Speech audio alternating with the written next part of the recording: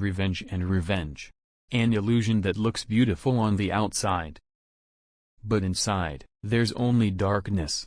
Slowly, hatred eats away at a person's mind. Goes by.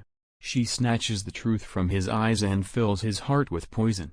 He doesn't understand. He finds himself fighting or killing himself, and by the time he realizes it, it's too late. Kusum Sharma is walking with her son Arav around the city. She lived in an old but well-decorated house. Arav went to college. He was busy with his studies and friends. Kusum was busy at home most of the time, but there was one thing that I had noticed for years, that Kusum would quietly leave the house at about the same time every night. No reason, no answer.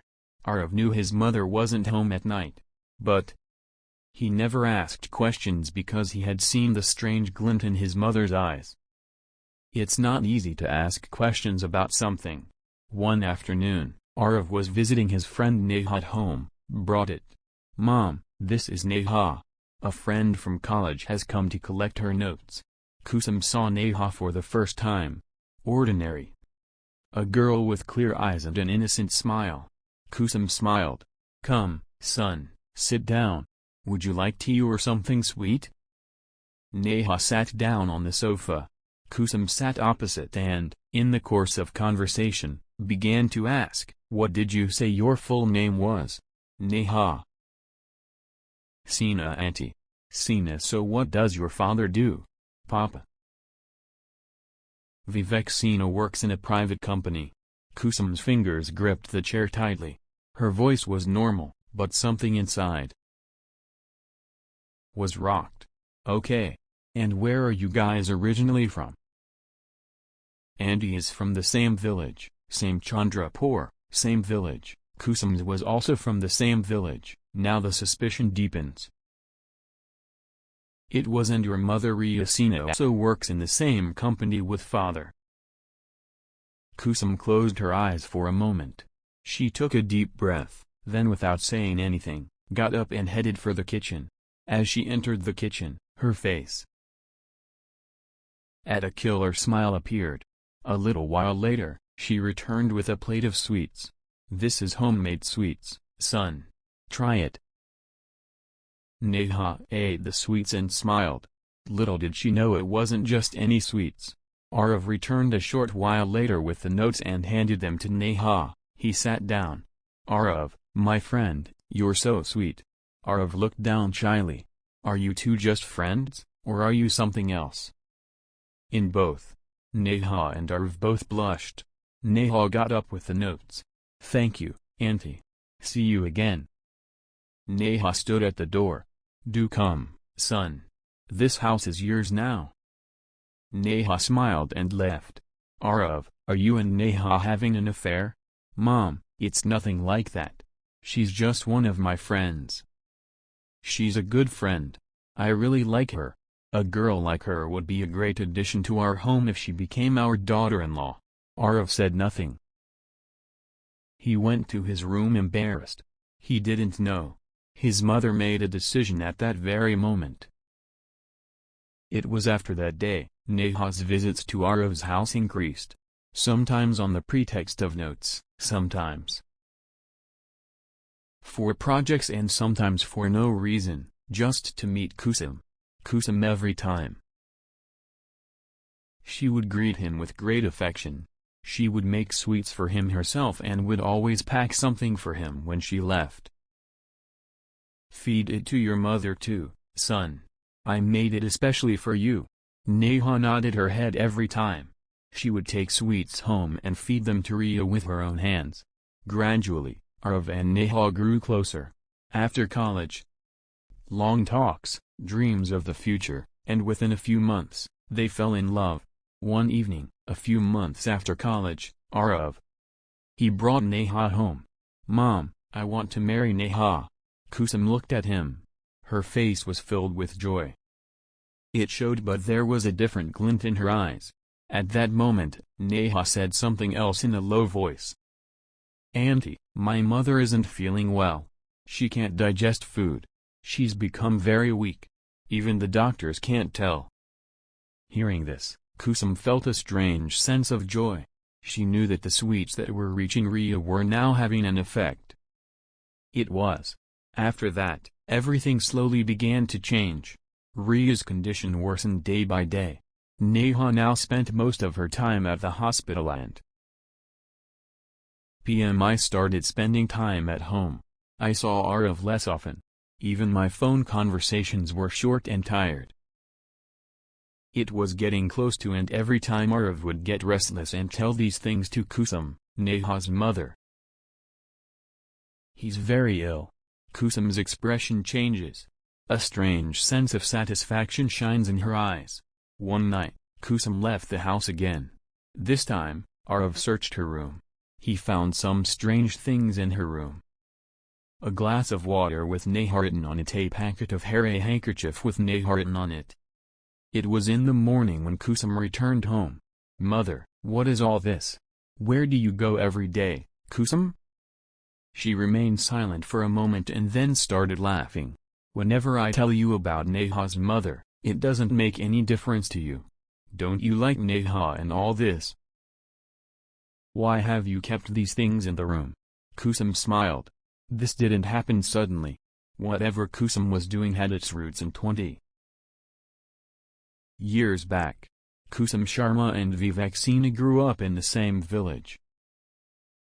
They played together since childhood, and they didn't even realize when their friendship blossomed into love. They would sit behind the temple in the evenings and talk. "We'll visit fairs together and dream of a common future. We'll get married right here in our village. First, we'll call Panditji, and I'll find a job in the city and take you with me." At that time, I had faith in Vivek's words, and college is over. Kusum has a lifetime in her heart. Vivek moves to the city for a job and that's when everything started to change. At first, I'd call every day. Then every week, then every month. "Vivek, is everything okay? You're changing. Kusum, you see problems in everything. Grow up, friend, and call me back in a few days." It was over. Vivek and Kusum's conversations had practically stopped. A year later, Vivek suddenly returned to the village. Returned. Kusum's heart raced. She thought maybe everything would be alright. That evening, she went to see him. "Vivek, let's talk to everyone now. About our marriage." Vivek looked away. "Kusum, that childishness." It was. Life has moved on. I mean, I love Rhea, and she works at my office. She's from a good family. They're about to get married. With that, he got up. He didn't even look back, and he never saw Kusum again after that day. A few years later, Kusum's parents married her to Vijay Malhotra. Vijay was a good man and owned a clothing factory in the city. Kusum came to the city, new home, new life, but the past never went away from her heart. When Arav was just 8, Vijay was 25 years old and a fire broke out in his factory. He could not return alive from the fire. Kusum became a widow. She did not cry. Time did not give her a chance to cry from childhood till today. She raised Arav alone with great difficulty, and then a few months ago she sold Kusum in a shop. Suddenly caught Vivek's eye. He wasn't alone. His wife, Rhea, was with him. Vivek also looked at Kusum. No sharp. No regrets, no sense of familiarity. Kusum's heart didn't break at that moment. Was furious. What hurt him most was that Vivek hadn't even once asked how he was. What happened in life? That day, Kusum made a decision. I will take away all his happiness. Like Vivek. He had snatched it from me.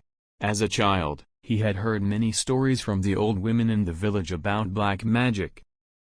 Someone tied a thread, someone fed something, and someone's whole life was ruined. Then he had laughed it off. But now it seemed like the right path. He secretly went to the black market. She began training in magic. Every night she would leave the house and, in the dark, she would try to find her inner darkness. And when he found out that Neha was Vivek's daughter, he felt like God. has shown him the path to revenge. Sweets, hair, glasses, handkerchiefs, all of it. It wasn't a coincidence. I did it all. Not only that, I made Neha fall in love with you. My dear. She fell in love with you after eating sweets.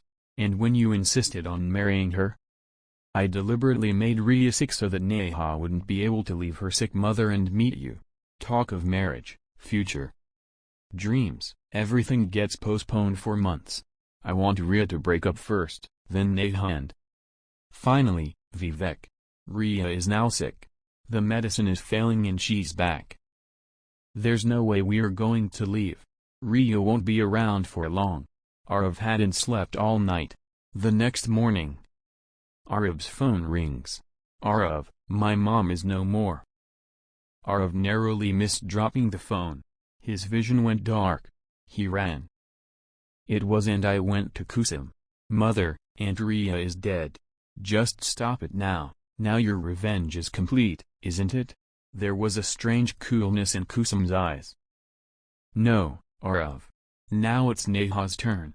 Hearing this, Arav burst into tears. Mother, I beg your pardon. Please spare Neha. I don't want anything from anyone. I won't say it.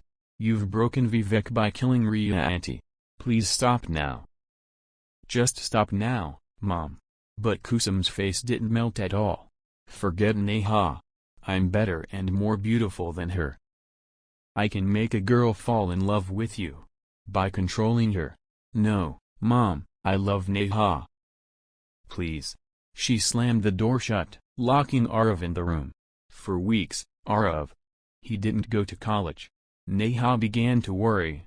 One evening, she went to Arav's house looking for him. Arrived.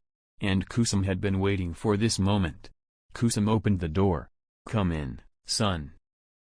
Come in. You look very tired. Neha came in. Her eyes were swollen. How was Rhea in the last few days? Neha's eyes began to tear up. She started vomiting. Then, whatever she ate, it would all come out. Sometimes, even blood would flow. Kusum was listening intently. Every word seemed to be. It was cooling his heart. Dad consulted every leading doctor, but no one's medicine worked. Didn't come. On the last day, Mom screamed loudly and then she calmed down. Hearing that, a moment of relief washed over his face. After a while, eat your food, son. I'm your mother too. Neha couldn't resist. This was the food containing the final poison prepared through witchcraft.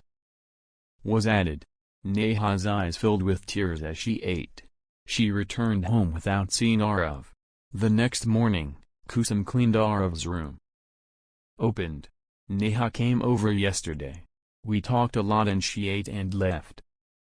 Arav felt a strange sense of dread. He called Neha. Vivek answered the phone. Neha was very. She's sick. She's in the same condition as her mother. Arav rushes to Neha's house. Neha, lying in bed, weak and trembling with fear. Arav, I don't want to die. My mother too. I was in agony like this. Please save me. Arav could do nothing. He returned home and his mother.